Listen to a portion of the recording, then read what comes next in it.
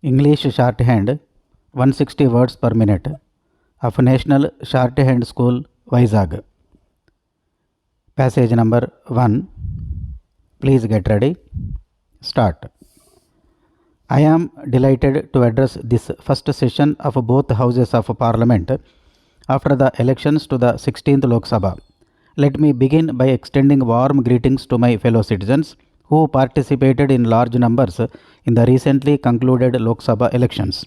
We should never forget that we are here because of them.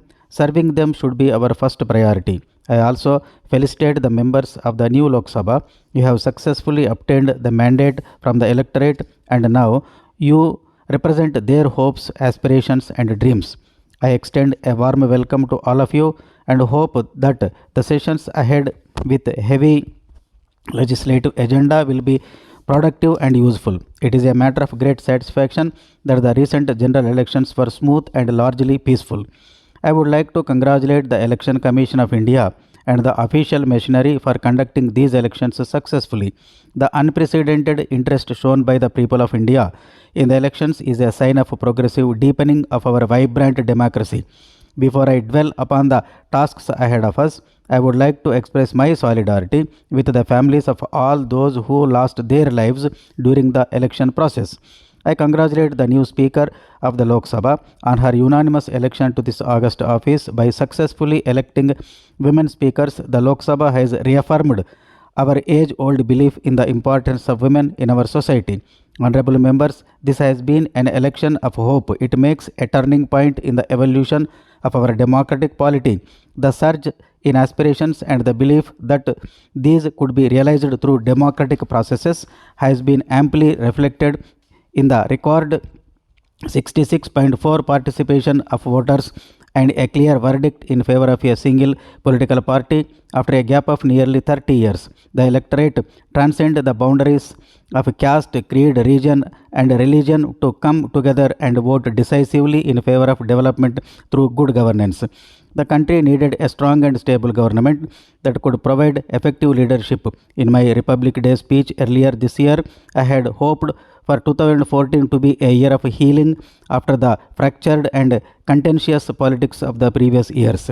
Standing here today, I applaud the wisdom of my fellow citizens for having voted for stability, honesty and development in a resurgent India in which corruption will have no place. They have voted for a united, strong and modern India. Ek Bharat, Shrestha Bharat. My government will work to fulfill these aspirations with the involvement of all the 125 crore people of this great country.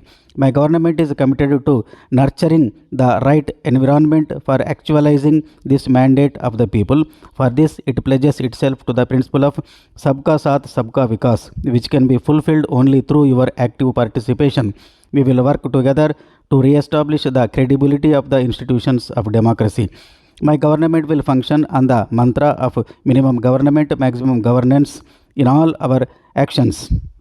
We will be guided by the core values of our great civilization. Honorable members, my government is dedicated to the poor. Poverty has no religion, hunger has no creed, and despair has no geography.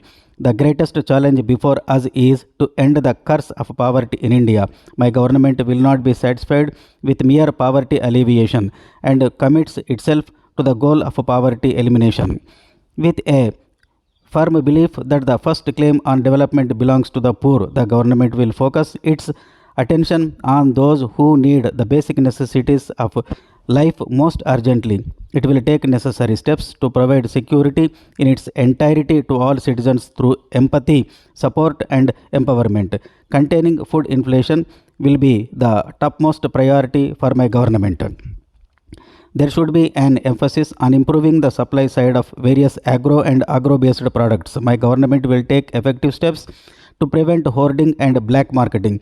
It will reform the public distribution system, incorporating best practices from the states. My government is alert about the possibility of a subnormal monsoon this year and contingency plans are being prepared. Despite more than 2/3 of our people living in rural areas, we have not been able to provide adequate public amenities and livelihood opportunities to them. My government is committed to improving the quality of life in our villages through empowered Panchayati Raj institutions. A substantial part of investment will focus on creating community assets and improving basic infrastructure such as roads, shelter, power, and drinking water. My government will strive to end the rural-urban divide, guided by the idea of urban providing urban amenities to rural areas while preserving the ethos of the villages. Please permit me to continue after tea break.